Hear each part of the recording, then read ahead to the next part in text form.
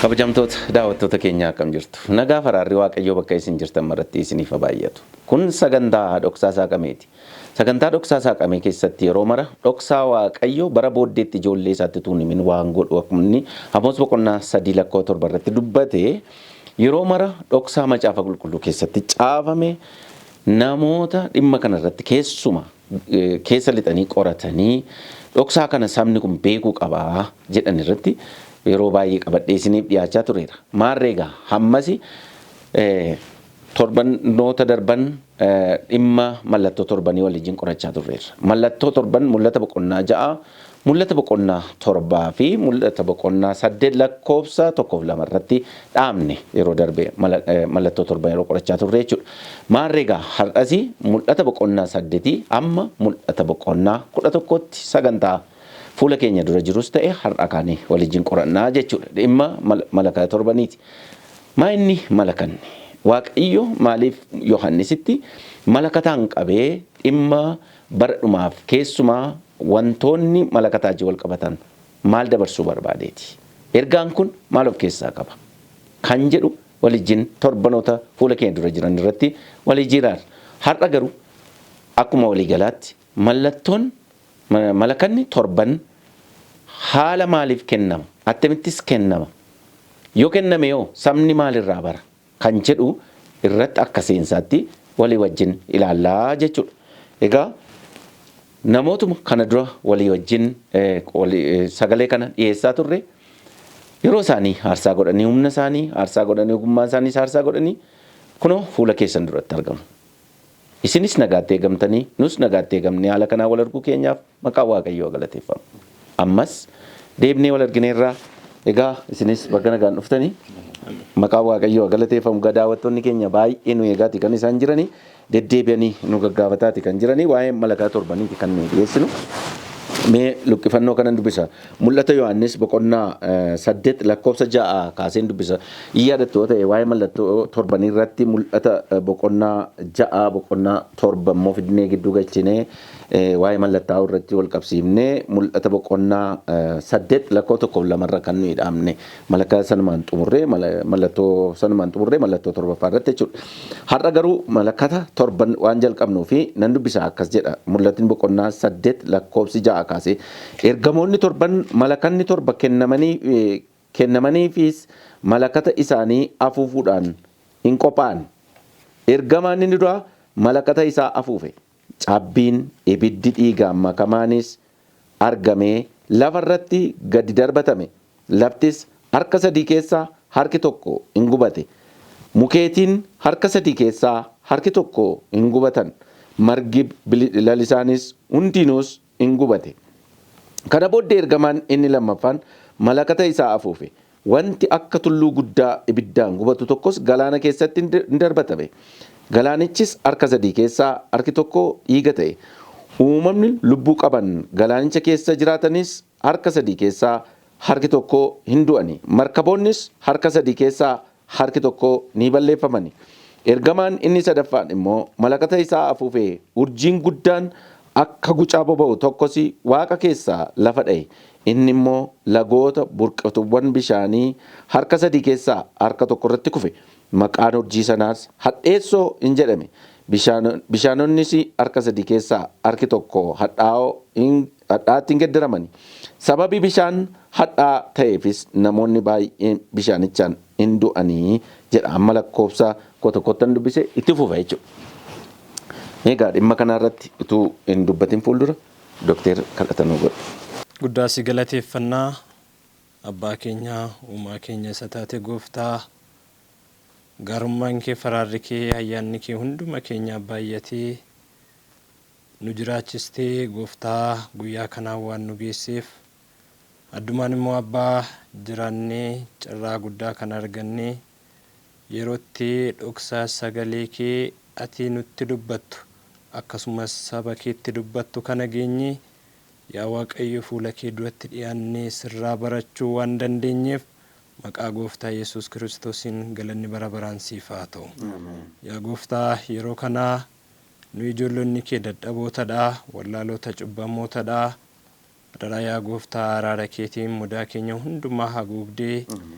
hafuurri kee qulqulluu inni nu abdachiifame sun gaafa dhufu gara dhugaa hundumaatti isin gaggeessaa dhugaa hundumaas isin barsiisa ni jedhame sun har'aanaaf obboloota koof akkasuma dhaggeeffattootaaf hordoftoota keenyaaf baay'atee sagalee kee qixa barbaachisutti hubachuu akka dandeenyuuf hubannee yaa gooftaa jireenyi keenyi haara'ee gara keetti deebinee tarkaanfii keenya si wajjiniin jabeeffachuu akka dandeenyuuf maqaa gooftaa Yesuusiin ofii keetii ati nu barsiisuun jaalala kee haa ta'u kana hundumaa waan gootuuf si haa galatu maqaa Kiristoosiin amiin.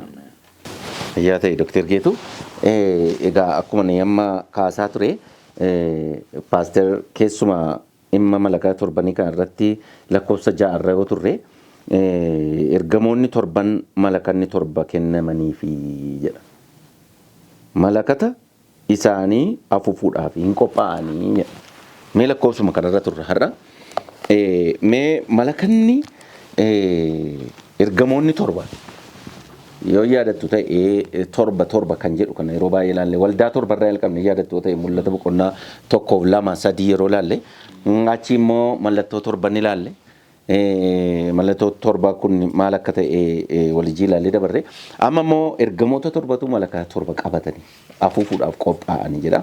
Mee waa'ee lakkoofsa torbaa kana maaliif daawwattoonni keenya waa'ee torbaa kana irra deebi'a macaafni qulqulluu wanta tokko torba irra deebi'e jechuun baay'ee ilaalcha kee galcheera jechuudha waan sana.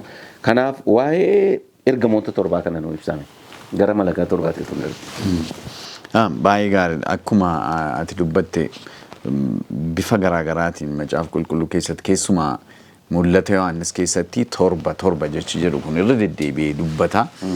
Kun kan inni agarsiisu akkuma beekamu wanti tokko guutuu ta'uusaa, wanti tokko waaqa biraa waan murtaa'e ta'uusaa, wanta dhibbatti akeeka waaqayyoo wajjin deemu ta'uusaa agarsiisa.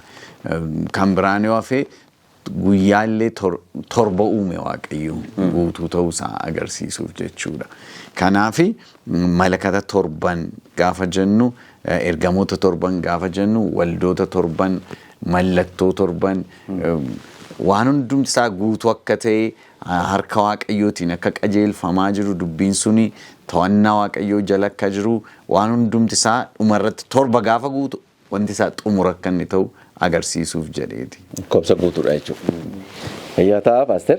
Meegaa ergamoonni torban kuni malakata torba isaaniif kenname akka afuufanii fi mee waa'een malakataa maa inni jechi malakata jettu hiika maalii qaba? Daawwattoonni keenyas sirriitti dhimma malakaa torbanii tokko lama inni seenuu keenyaan fuula dura mee malakata jechi jedhu maaliif fayyada? Maaliifis fayyadamna? Ayyee waaqayyoon guddaa galateeffannaa. Garuma waaqayyoon nu baay'atee yeroo gaarii kana qabaannee dhoksaa sagalee isaa kana hubachuudhaatiif fuula isaa duratti argamuu keenyaa fi baay'ee waaqayyoon galateeffannaa. Waa'ee malakataatti gaafa deebinu egaa mul'ata Yohannis jalqabumarraa kaafnee waldoolee torbarraa kaasnee mallattooleen torba qo'atamee darbameera. Mul'anni Yohannis maaliif barreeffame yaada jedhu konseptii isaarraa gaafa kaanu akkuma jalqabarratti ibsuu yaallee amantoonni bara sana turan waldoolee torban ilaalleerraa amantoonni waldoolee torban keessa turanii rakkoo gurguddaa sadii qabu turani. Inni jalqabaa rakkoo siyaasaa qabu turani. Maanni rakkoon siyaasaa jechuun yeroo sana mootii ture kan waaqeffamu. Kanaaf akkuma har'aa gooftaa Yesuus fayyisaadha. Gooftaa Yesuus gooftaadha jennee amantoonni amannu yeroo sana immoo Qeesaar mootiin gooftaadha jedhaniitu amanu. Kanaaf kanaatti namni amanne namni Qeesaar gooftaadha yookaan mootiin gooftaadha jedhee amanne ari'annaa hamaa keessa gala ture jechuudha. Sanarraan kan ka'e hawaasummaadhaan adda ba'u warri sirna kana hin hordofne yaada mootiin dhiyeessu kana kan hin hordofne mootiif kan hin saganne hawaasummaa keessaa adda ba'anii rakkina guddaatu isaan irra gahaa ture. Kan biraan rakkoo keessaas qabu turan akkuma ilaalaa turre barnoonni sobaan baay'een barsiifamaa ture. Kaan isaan immoo isaanuma keessaa ba'an immoo dhugaa gananii yeroo isaan barsiisa sobaa fudhatan baay'ee isaa argaa turre. Kanaaf mul'anni Yohannis Waaqayyoo isaan kanaaf deebisuudhaatiif saba isaa yeroo sana jiran jajjabeessuudhaatiif hundumarra kan caalmu yeroo sana mootiin ture aangoo kan qabu waan guddaa ta'e yoo fakkaatellee seenaa hundumaa kan to'atu isa yoo fakkaatellee garuu Waaqayyo lakkii anadha teessoo korra ta'e waan hundumaa kan to'atu seenaa kan to'atu rakkina keessan qormaata keessan anatu argaa jira jechuudhaatiin ergaa jajjabinaa kana kennuudhaaf jedhee mul'anni Yohannis xalayaadhaatiin akka saba sana bira ga'u taasise jechuudha. Wanti har'a ilaalullee konseptii kana faana yaada kana faanadha kan inni deemu gara malakataatti gaafa deebinu jechuudha. Malakanni macaafa qulqulluu keessatti akkamitti ibsame yeroo akkamii hojiirra oolaa ture jennee gaafa ilaallu malakata mul'atu Yohannis boqonnaa 8 irraa kaasee hanga 11tti ibsaman kana sirriitti hubachuudhaaf gara kakuu moofaatti deebinee malakanni yeroo akkam hojiirra oole maaliif hojiirra oole yeroo akkam afuufama kan jedhu sirriitti ilaaluutu nu barbaachisa jechuudha. Amma fakkeenyaaf jalqaba irratti gaafa ilaallu yeroo sabni gara lolaatti bahuudhaatiif yeroo karoorfamu waamicha dhiyeessuudhaatiif malakanni afuufama ture. Abboota firdii boqonnaa 3 lakkoofsa 27 irraa boqonnaa 6 lakkoofsa 34 Ermiyaas boqonnaa 51 lakkoofsa 27 irraa gaafa dubbifannu kanan arganna lolatti ka'uudhaaf gaafa jedhan jechuudha. Akkasumas immoo mootiin gaafa moosifamu mootiin haaraan gaafa moosifamu malakanni afuufamaa ture. Kanas eertuu baay'ee dubbifachuu dandeenya. Saamu'eel lammaffaa boqonnaa 15 lakkoofsa 10 irraa mootota isa duraa boqonnaa 1 lakkoofsa 34 irraati dubbifachuu dandeenya. Mootiin haaraan gaafa moosifamu moosifamuun isaa kan ittiin beeksifamu malakata afuufuutiin saba walitti qabuuf jechuudha. Saba walitti qabuuf sana dibuudhaaf saba walitti qabuuf sirriitti ibsamee jira. Irra caalaa garuu hiikaa guddaa kan keessaa argannu kana eertuu kana nu dubbista kana dubbadheetaniin gara paasteritti deebina. Seera lakkoofsaa boqonnaa 10 lakkoofsaa 8 hanga 10tti hiikaa malakataa achirraatii arganna. Ilmaan Aroon warri luboonni fiingeewwan sana afuufan kunis isaaniif dhaloota dhufuufis seerrata dhaabbataa ta'u yommus diinota biyya keessan keessatti isin jibban loluudhaaf kaatan fiingeewwan kanaanii sagalee nama dammaqsu dhageessisaa yommus Waaqayyo gooftaa keessan duratti in yaadatamtu diinota keessan jalaasii in baafamtu akkasumas yeroo gammaddanitti yeroo ayyaana beekamaa ayyaaneffattanitti baatii ji'aatti fiingeewwan araaraatiifis afuufaa kun wanta isin ana Waaqayyo duratti ittiin yaadatamtanidha ani Waaqayyo gooftaa keessan kana jedheera jedha. Ayyee Waaqayyo si eebbisu. Dhaggeeffattoonni keenya dhimma malakataa yookaan dhimma fiingee sirriitti hubachuudhaaf eertuu kana yaadaan qabuutu barbaachisa jechuudha. Iddoo kanatti fiingee kana kan afuufu lubootadha.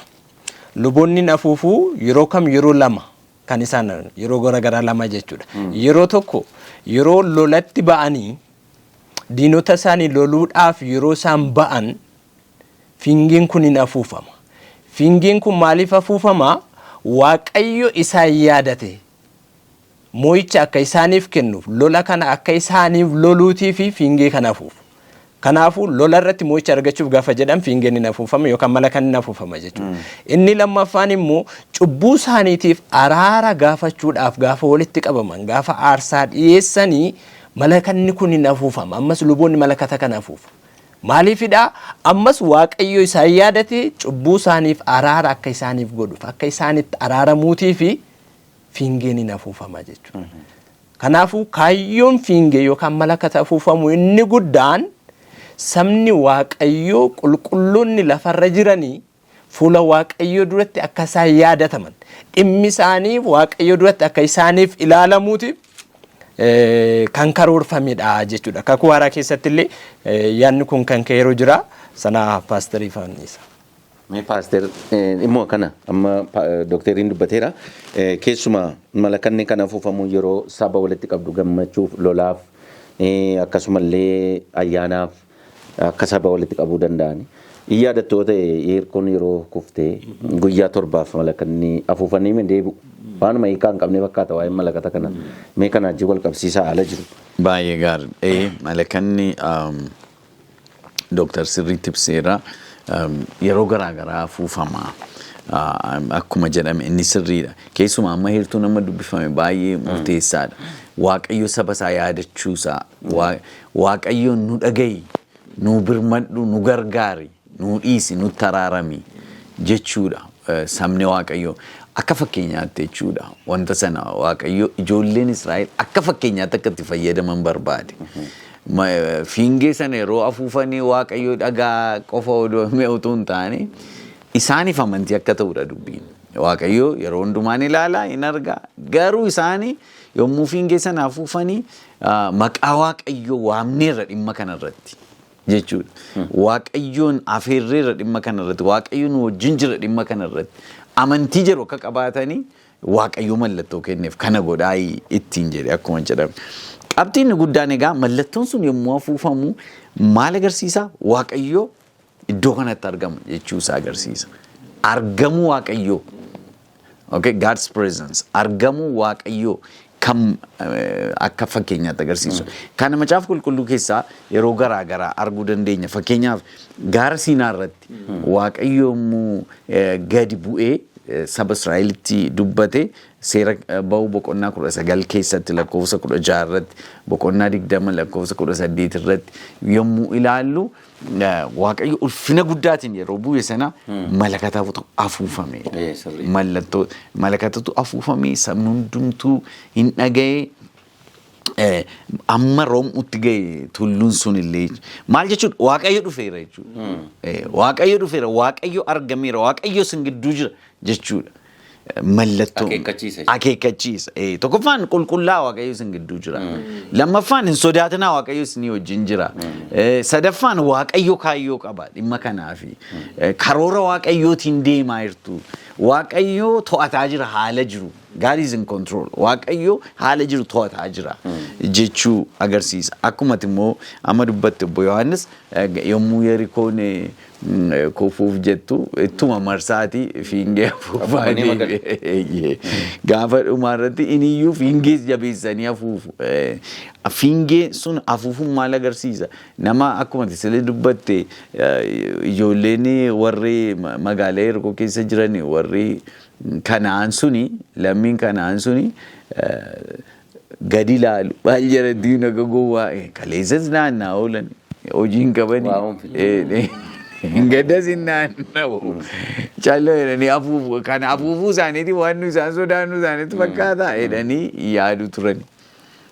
Garuu maal agarsiisa? Dubbiin inni guddaan Waaqayyo waamaa jiru. Waaqayyo isinii wajjin jira. Isa jedhuuf mallattoota Waaqayyoon nu wajjin ta'e Waaqayyoon dhimma kanarratti waamaa jiru jechuudha. Maqaa Waaqayyoo waamaa jiru maqaa Waaqayyoo.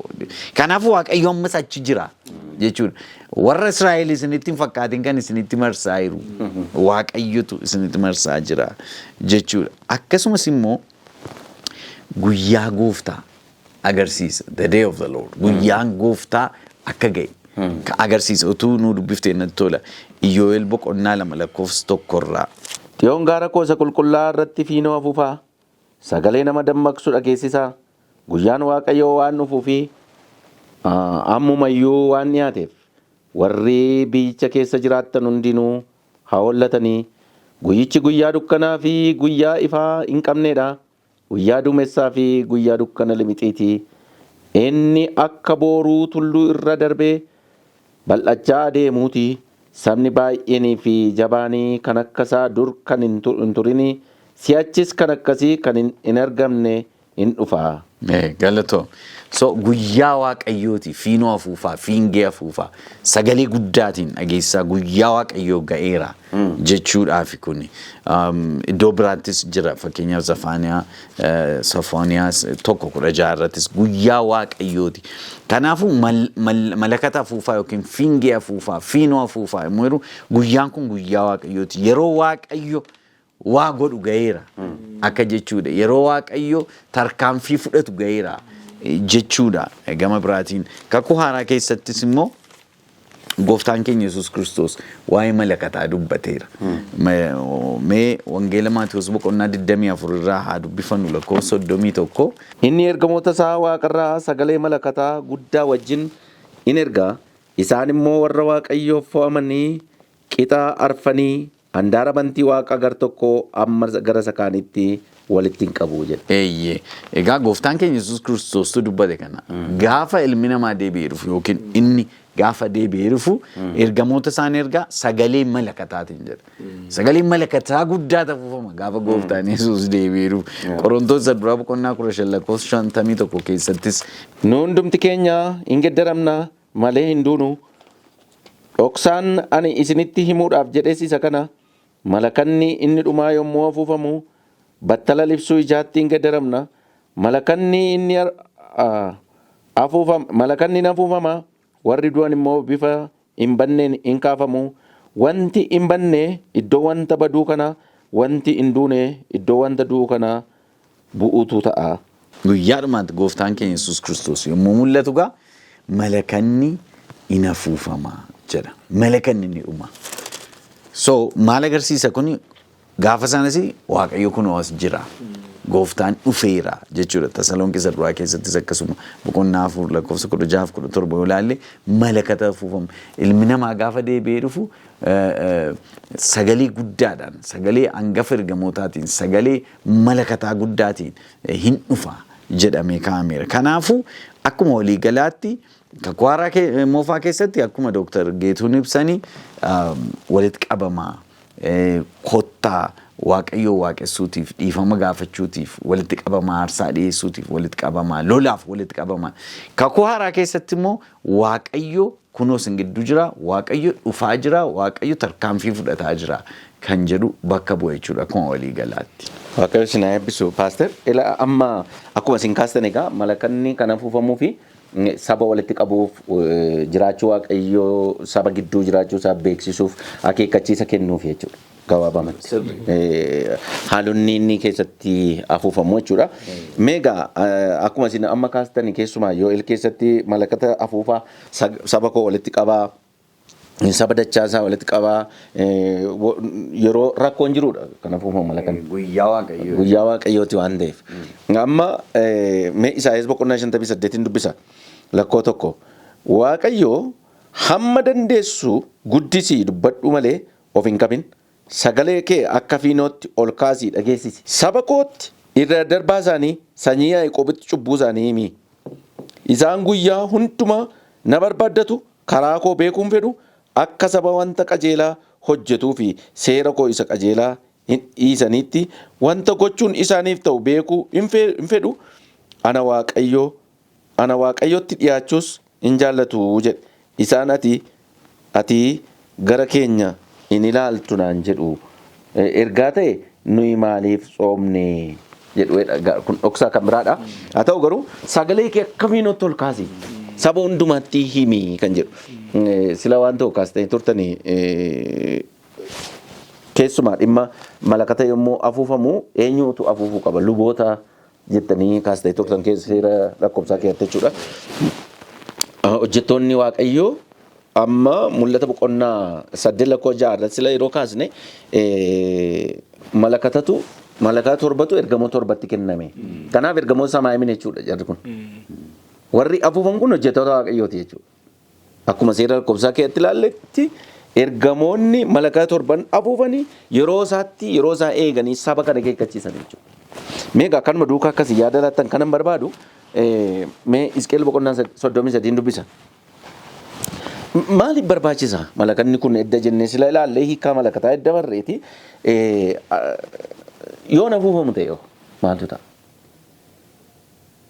Yoo sabni lafarra jiru sanyiin qomoon afaan hundumtu lafarra jiru yoo sagalee kan argatu ta'e maaltu ta'a kan jedhu irratti akkas yaada laattan barbaadeen lamaan keessaniif an dubbisa akkas jedha. Iskeel boqonnaa 33:1 dubbii Waaqayyoo ammas gara koo dhufee yaa mucaa namaa ijoollee saba keetiitti dubbadhu yommus ani billaa biyya tokko irratti fidu sabni biyyichaas of gidduudhaa eegduu hin kaafata. Eegduun suni billaan akka biyya sana irratti dhufuu isaa argee fiinoo afuufee biyya of eeggachiisa. Namni tokko sagalee fiinoo sanaa dhaga'ee of eeggachuu yoo dhiise billaanis dhufee yoo isa kute dhiigni isaa mataadhuma isaa irraa barbaadama. Inni sagalee fiinoo sanaa dhaga'ee yoo of eeggachuu waan dhiisee fi dhiigni isaa mataadhuma isaarra hin ta'a. Garuu utuu of eeggatteera ta'e silaa of hin oolcha ture. Eegduun suni immoo billaan akka dhufaa jiru argee fiinoo afuufee saba yoo of eeggachuu baate billaanis dhufee isaan keessaa nama tokko yoo ajjeese namichi yakka isaatiin hin du'a. Ani garuu dhiiga isaa harka eegduu sanaa keessa nan barbaadaa isaaniin jedhee. Amma ani dhoksaa wayyaa akkanatti waan argaa jirtanitti fakkaata. Fakkeenyaa fi eegduudha jechuudha. Dachee kanaaf Waaqayyo kan kaa'e namoota qaba. Akeekkachiisa kan kennan waldaan kiristiyaanaa akeekkachiisa laattu. Yerootti laa kanatti ta'aa jira. Kanaafuu gara Waaqaatti deebi'aa. Amma in yaadattu ta'e sabni na dhiiseera narraa galagaleera. Kanaafuu sagalee kee ol kaasii dubbadhuu jedhamni Isaayyaasiin. Isaayyaa 58 irratti akka dubbanne jechuudha. Seera koo dhiisaniiru narraa deebi'aniiru. Kanaaf amma namoonni sodaa qabu bara keenya olaaltanii jechuudha. Biyyi lafaa akka baddu beeku hundumtu. Garuu itti mita akka oolan hin beekan. Biyyi lafaa gara dhumaatti akka dhufte beeku. Namoonni gurguddoon sadarkaa gurguddaa irra jiran addunyaa kan bulchanii akka biyyi lafaa badaa jirtu beeku. Garuu akkamitti akka oolanii fi maal ta'uun akka jiru hin beekan. Kanaafuu eegduun saba kana akeekkachiisuu akka qabu argina jechuudha. Asirratti mee kana irratti yaada dabalaa nuu kenna.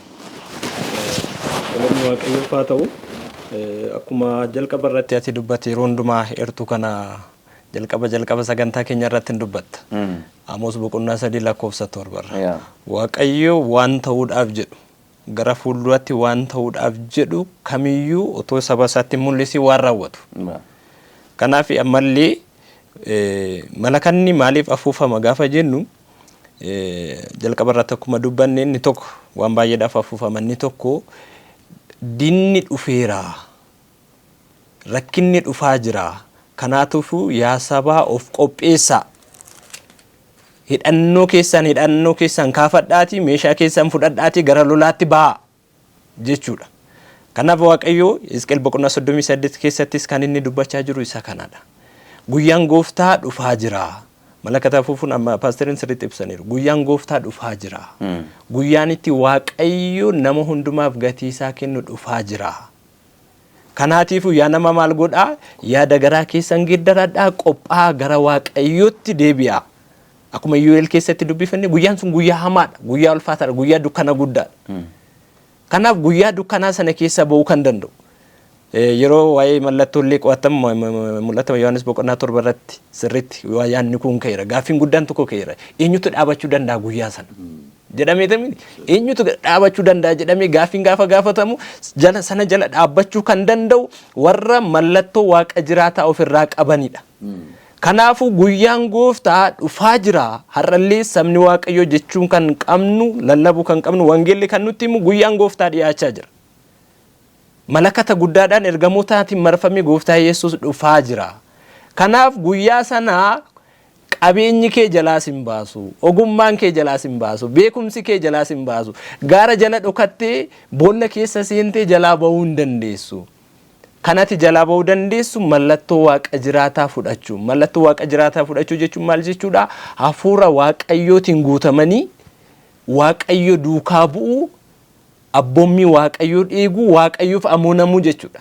Yoo kana goone mallattoo waaqa jiraataa nurra buufata. Mallattoo waaqa jiraataa warri qaban immoo guyyaa sana jalaa ooluu danda'u. Kanaafuu har'a namoonni waamichi har'a ilmaan namootaa hundumaatiif wangeelli dhiyeessaa jiru gara Waaqayyootti deebi'aatii qophaa.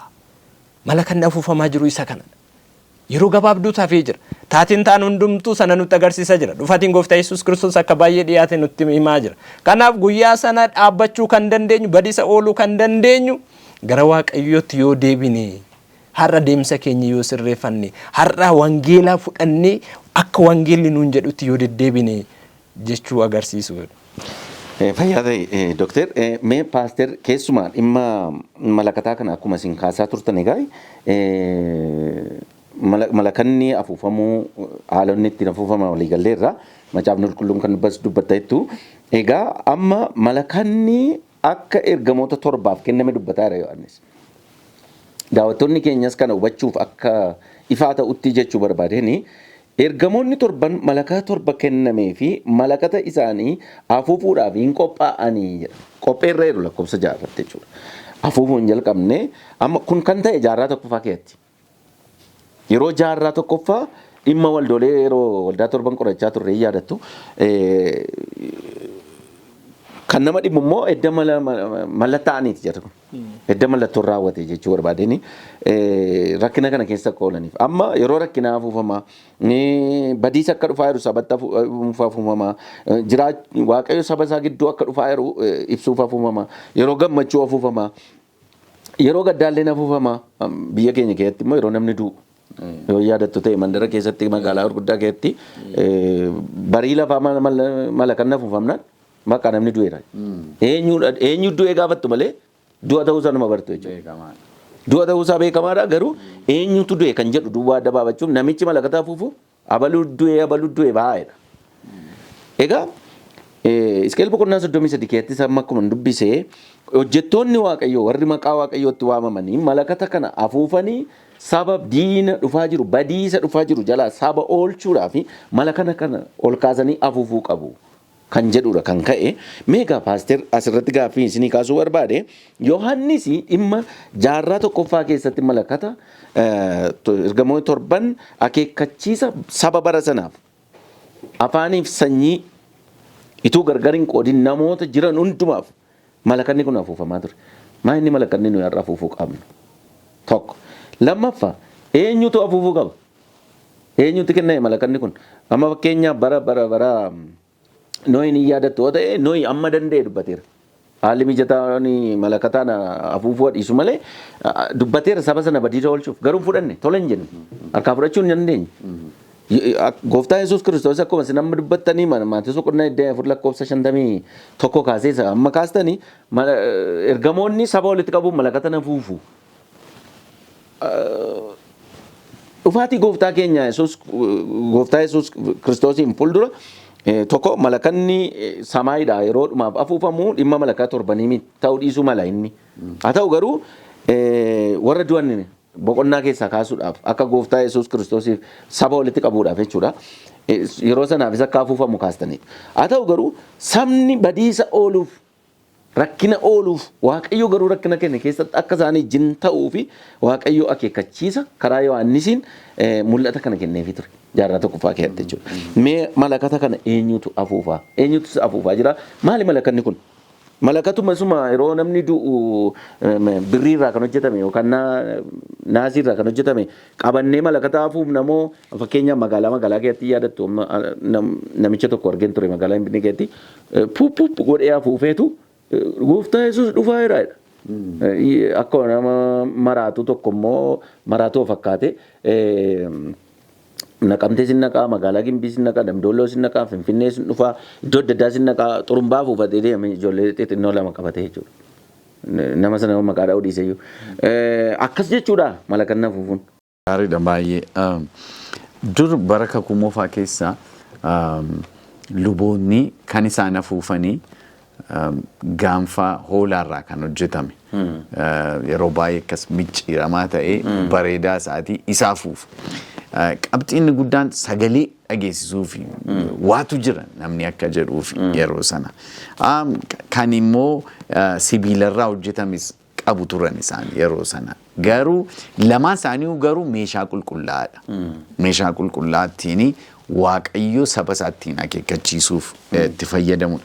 Amma bara kana malakata akkasii yookiin fiingee akkasiitu afuufamaa sirriumatti moo waa'ee maalii dubbata isa jedhuu fi gaaffii hin qabu. Wanti kun fakkeenya.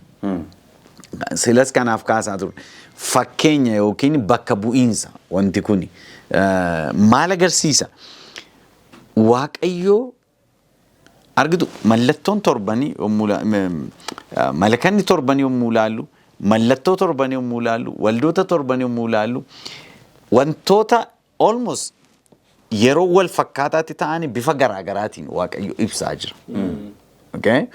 Malee namni tokko malakanni torban kun kan afuufamu yoomi jedhanii faa gaaffii gaafatu. Yeroon isaa yoomi kan jedhamu kuni ifa ta'uu qaba. Namni tokko bara dhumaatti booddee dhumarratti kan afuufamu jedhanii kan yaadan. Lakki dhugaansaa macaafni qulqulluun akkuma jalqabeeni akkuma atis jette malakkatanni jalqabaa barumaa wangeelli lallabamuu jalqabee wanta jalqabeedha kun. Yeroosii jalqabee afuufame Waaqayyo gidduu seenaa jira. Waaqayyo waa godhaa jira. Okay, egaa kanaaf gaaffii kan ta'u maali? Utoo haasofnu mul'ata boqonnaa 8 gara jalqabaasaa yoo laalle malakata inni jalqabaa afuufamuu isaan dura gara boqonnaa lakkoofsa 2 jalqabne yoo laalle wanta jiru meenuu dubbisuuf Yohannis. Mul'ata boqonnaa 8 lakkoofsa 2 akkana jedha. Kana booddee ergamoota 7 warra fuula Waaqayyoo dura dhaabbatan nan arge. Isaaniifis malakanni 7 kennamaniif. Ergamaan Waaqayyoo kan biraa tokkos qodaa ixaanaa itti aarsanii isa warqee irraa hojjetame baatee dhufe. Iddoo aarsaa dhaabbatee iddoo aarsaa warqee irraa hojjetame isa teessicha fuula dura sana irratti kadhata warra Waaqayyoof qulqullaa'anii hundumaa wajjin akka inni dhiyeessuu fi ixaanni baay'een ergamichatti hin kenname. Aarri ixaanichaas kadhata warra Waaqayyoof qulqullaa'anii wajjin harka ergamaa sanaa keessaa gara fuula Waaqayyootti ol ba'e. Yommus ergamichi qodaa ixaana itti aarsan sana fuudhee iddoo aarsaa sanaafis ibidda itti guutee lafatti gadi darbate. Achumaanis sagaleen kakawween sagaleen biraa wal jalaa hin qabu. Bakakkaanii hin balaqqeessaa laftis hin socho'a ture. Eeyyee. Argitu malakanni torban sun afuufamuu jalqabuu isaaniin dura wanta kanatu ta'e. Maaltu ta'e? Ergamaa kan biraa tokko warra ergamoota torban sana malee ergamaa kan biraa tokkotu qodaa ixaanaa baatee iddoo aarsaa dhaqee abidda irraa fuudhee ixaanni baay'een kennamee fi fuudheetu ixaana sana utuunni aaruu eessatti geesse jedhaa iddoo ixaana isa warqee irraa hojjetame itti dhiyaatu eessanni mana qulqullummaa keessani. Eeyyee inni duraa suni iddoo aarsaa isa ala jiruuti. Achi fuudheetu iddoo kanatti geessa. Iddoo qulqulluu jechuudha. Iddoo qulqulluutti geessa. Iddoon qulqulluu iddoon ixaanni itti aarfamu luboonni yeroo hundumaa ixaana kan itti aarsanii iddoo qulqulluu fi iddoo qulqullootaa kan gargar baasu golgaa jira. Golgaa sana fuuldura maaliif akka aarri suni achi ol seenutti fuula Waaqayyoo duratti. Iddoo qulqullootaatti jechuudha. Amma bifa kanatu ta'e jechuudha. Iddoo qulqullootaa sanatti iddoo qulqulluu sanatti aarsa sana yommuu inni dhiyeessu fuula Waaqayyoo duratti dhiyaate jechuudha wanti sun. Maal agarsiisa kun? Iddoo biraatii yoo ilaalle aarsaan ixaanni aarfamu kun jechuun kadhannaa qulqullootaati. Maalii wajjin wal qabachuu qaba kuni? Mul'ata boqonnaa 6 lakkoofsa 10 wajjin wal qabachuu qaba. Mee achitti nu geessi obbo Yohannis. Mul'ata 6:10 akkas jedha. 6 lakkoofsa 10. Isaan sagalee guddaadhaan iyyanii yaa gooftaa guddaa qulqulluu fi dhuga qabeessaa warra lafarra jiraatanitti nuuf faraddee hamma dhiiga keenyaaf gumaa nuuf baaftutti hammam turaa jedhani. Yommusii adduma addaanii uffanni adaadiin isaaniif hin kenname obboloonni isaanii hojii Waaqayyoo keessatti hidhata isaanii warri akkuma isaanii ajjeefamuuf jiran amma raawwatamanii gumaanitti yeroo xinnoo dabalanii akka aara galfatan isaanitti himamee jira. Eeyyee.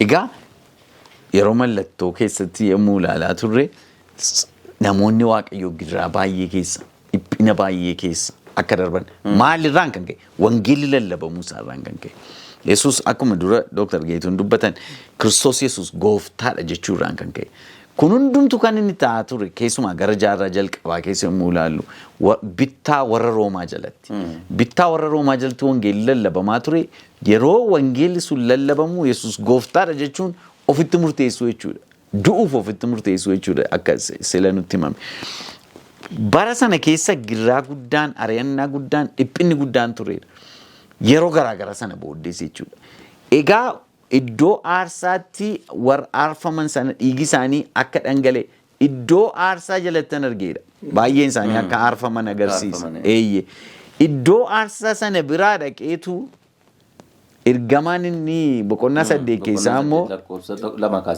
jiru immoo achi ibidda fuudheetu gara iddoo qulqulluutti geessee ixaanni suni akka sirriitti aaru godhe kadhannaan warra qulqulloota fuula waaqayyoo duratti fudhatama akka argatu godhe jechuudha yookiin akka dhiyaatu kadhannaa isaanii dhaga'ame malakanni torban kuni waaqayyoo deebiinni kadhannaa qulqullootaatiif kennudha baroota keessatti deebiinni kadhannaa qulqullootaatiif kennudha mallattoon sun malakanni sun immoo afuufamee wanti ta'u suni dheekkamsi biyya lafaarratti akka dhufu agarsiisa waaqayyo akka calluma hin jenne waaqayyo akka dhaga'u akka ilaalu yeroo baay'ee al tokko tokko waaqayyo waan dhimma keenya hin qabne nutti fakkaata yeroo ari'atamnu yeroo qoramnu yeroo haqnu jalaa jallatu yommuu rakkannu yommuu giraa garaa garaa seexanni nutti fidu wanta waaqayyo dhimma keenya hin qabne yookiin wanta waaqayyo nu dagate nutti fakkaata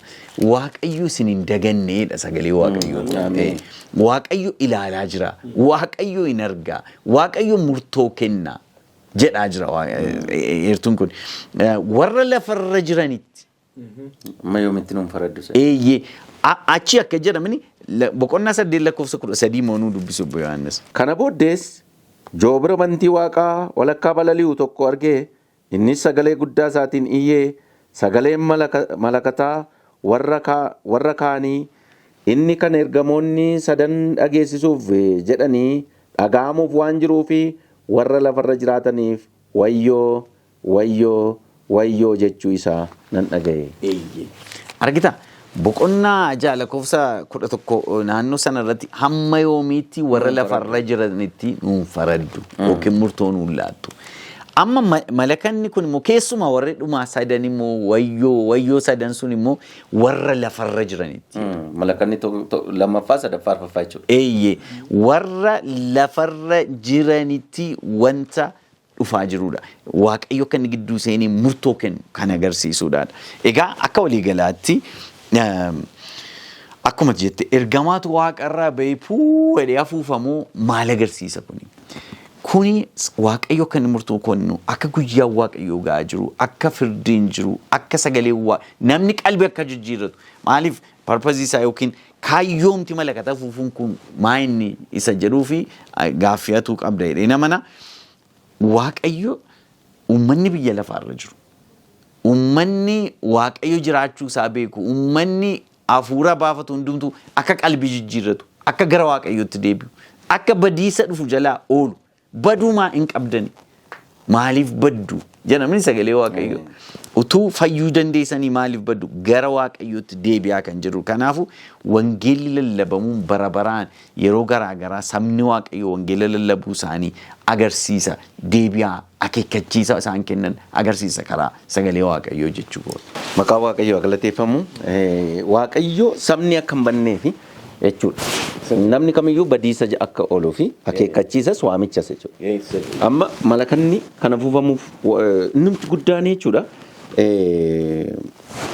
Ina akeekkachiisa iwaama. Ina akeekkachiisa iwaama jechuudha.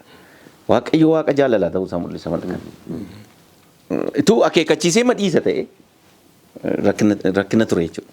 Amma akeekkachiiseetu faala isaa amma duukaa kaa'aa waamicha godhamu waan nama dhibu jechuudha. Jaalalli waaqayyo guddaa nama dinqifachiisa. Egaa akkuma amma paaster kaastanii kaayyoo isaa kan Yohannis haala kanaan jaarraa tokkoffaa keessatti malakanni kaayyoo isaa irratti xiqqoo waa tuxunnee sa'aatiin keenyas gara ga'utti adeemaa jira waan ta'eef akkasumas yeroon firdii illee wajjin wal qabachuun danda'a malakanni kun firdii jin illee wal qabachuun danda'a. Fakkeenyaaf amma kaastaniitu paaster amma yoomitti nuun faraddu jennaani mul'ata boqonnaa ja'a lakkoofsa nama dubbise irratti jechuudha kudhani amma yoomitti nuun faraddu jennaan asirratti immoo wayyoo wajjin wal qabsiise jechuudha firdiin akka jiru argisiise firdii jina wal qabata. Kanaaf sabni maal gochuu qaba amma gara bara keenyaatti finna seenduubee isaa ilaalleera seenduubee malakataa historical background jechuu kooti seenduubeeni malakataadha tokko yeroo rakkoon jiru lammaffaa yeroo waaqayyoo yeroon itti saba gidduutti dhufu amma of qulleessaa qophaa'aa kan jedhudha. Sadaffaa yeerkoon yeroo kuftellee malakanni si'a torbaa afuufame yeerkoon immoo kitaaba tokko tokkorraa akka ilaallutti kitaaba Patriarch and Prophet jedhu irratti kitaabota raajota jedhu tokkorraa waan dubbise kufaatii yeerkoof kufaatiin biyya lafaa wal fakkaatti jedha. Namootatti waan tokko fakkaachaa jiru waa'ee malakata torbanii waa'ee wangeela kanaa jechuu barbaade. Waa'een sagalee waaqayyoo namootatti waama tokko bakka titiisa fakkaatu turan Israa'eloonni warra yeerkoo duratti riqaa sanarra jaajanii gaafa san gadi ilaalanii maal fiddii baay'isee maal fiddiidha malee akka wayituun lakkoofne jechuu barbaade. Maal fiddiidha naannoftee magaltii kaleessas akkasuma goote har'as akkasuma goote naannoftee magaltii maal fiddi. Yesuus dhufaa jira jettan kun abboonni keenyas argaa jiran akkuma Pheexroos kee dubbatu jechuudha.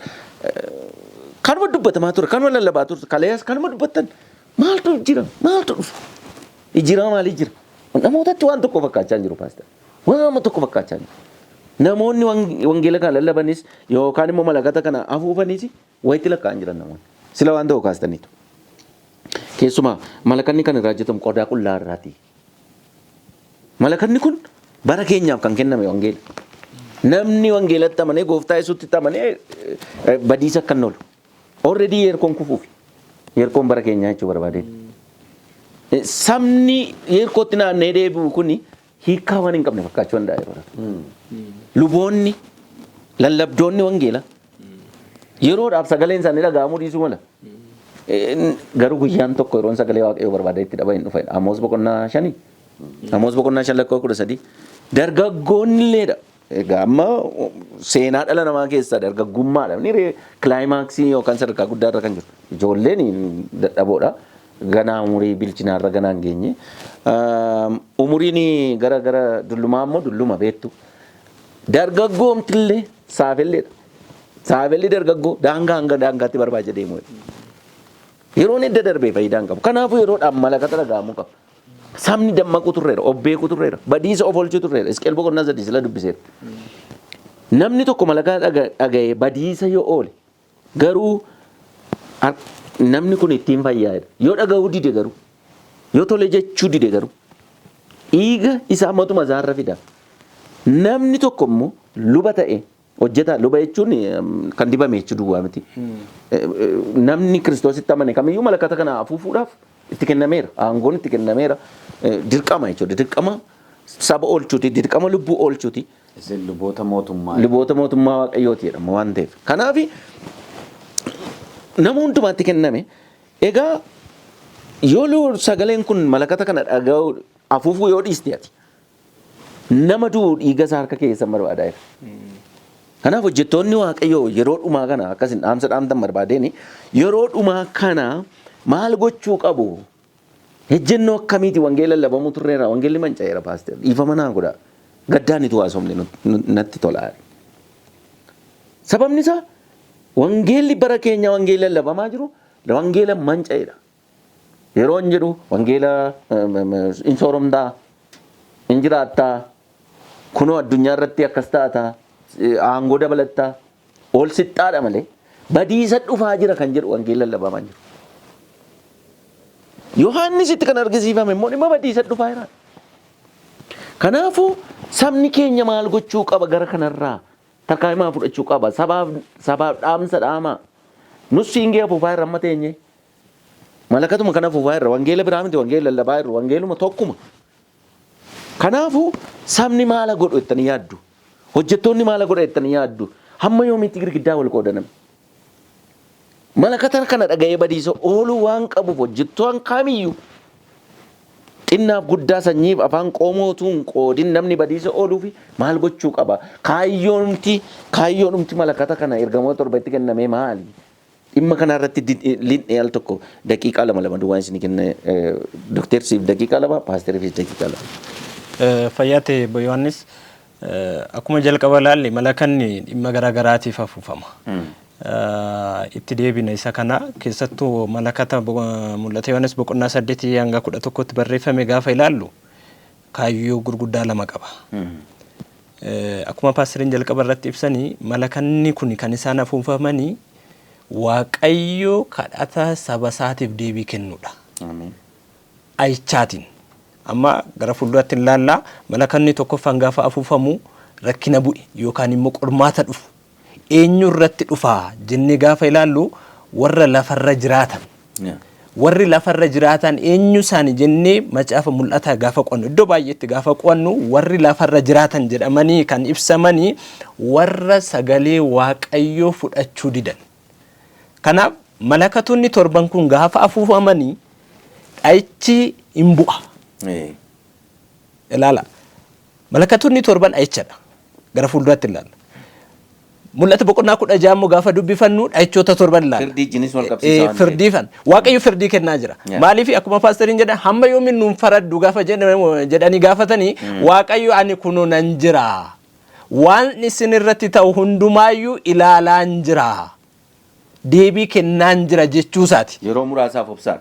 Yeroo isaan sanaan kan jedhamu. Kanaaf deebiin kennaa jiraadha. Baroota keessatti amma malakatonni torban kuni yoom jalqaba isa jedhuutiif sirriitti kaasaniiru paaster. Aarsaan dhiyaateera. Kakuu moofaa keessatti lubni aarsaa dhiyeessaa dhiiga isaa achuma aarsaa sana jalatti dhangala'a. Dhiigarraa fuudhee akkasumas immoo ixaana dhaqee iddoo qulqulluu keessatti aarsa. Yeroo sana aarsee fixee bahu luboonni torba ala dhaabatanii fiingii afuufu. Maal agarsiisuu isaaniiti aarsaan dhiyaate fudhatama argateera. Sabni immoo ala ta'anii kadhadhaadhaan turu turan. Lubni achi hin bahin eebbisa. Sanaa booda aarsaan keessan siniif fudhatameera araarri siniif bu'eera jechuu isaaniiti malakata torba gaafa afuufan. So aarsaan qulqullaan fannoo irratti gooftaa Yesuus Kiristoosiin aarfamee malakanni kun afuufamuu kan jalqabe achi kaaseetu jira. Yoom xumurama gara fuulduraatti ilaalla malakanni inni torbaffaan gaafa afuufamu immoo deebi'ee dhufu gooftaa Yesuus Kiristoos. Akkuma waldoolee torba akkuma mallattoolee torba malakanni torballee paasteriin jedhaniiru yeroo wal fakkaataa keessattidha kan gaggeeffamu. Eenyu irratti dha'ichi kun amma jechuu kanan barbaade ayichi malakata torban keessatti bu'u ayichoota torban mul'ata boqonnaa 16 akkasumas immoo firdii Waaqayyo isa dhumaa mul'ata boqonnaa 20 irratti kennurra maaltu adda taasisa jenne gaafa ilaallu ayichi malakata torba keessatti bu'u kaayyoo lamaaf. Tokko kaayyoo saba garaa qalbii jijjiirrannaatti deebisu. Waamicha. Lama immoo yoo deebi'uu baatte immoo firdiin sii dhufa jechaa jira. Duuni akka dhufaa jiru. Kanaaf har'a malakata qabna sagalee Waaqayyo nutti kennameera. Har'a ilaali malakanni waan garagaraatiif afuufama jenna. Malakanni yeroo waraanatti ba'uuf afuufamuu fi malakanni yeroo gammachuu yeroo ayyaana afuufamu garagara. Amma fakkeenyaafati malakata yeroo waraanaaf afuufamuu qabu yeroo ayyaana osoo afuufte yookaan immoo isa yeroo ayyaana yeroo waraanaaf osoo afuufte balaa ga'uu ilaali. Diinni dhufaa jira ati garuu malakata ati afuufaa jirtu maalidha? Malakata ayyaanaatu hunduu nagaadha kan gammachuu. Kan gammachuu. Sun balaa hammami geessisuu akka danda'u tilmaamuun isaa salphaadha. Har'allee Waaqayyo nuuf kennee kan jiru malakata isa sirri barri dhumeera ergaan lallabamuu qabu. Barri dhumeera lafa kanarra baay'een turru Waaqayyo iyya qulqulloota barootaa dhagaa jira firdii kennuudhaaf dhufaa jira kanaaf yaa saba deebi'aatii qalbii jijjiirradhaa jedhamee lallabamuu qaba afaan dhagaam hundumaatti biyya hundumaatti faallaa kanaa garuu har'a kan lallabamu hundumtuu nagaadha lafarratti waan hundumtuu si mijataa akkas taata sana taataadha kuni balaa guddaa qaba malakata qabachuu qofa osoo hin taane malakata keenya akkatti akka afuufnullee beekuun yoom akka afuufnullee beekuun baay'ee murteessaadha jechuudha.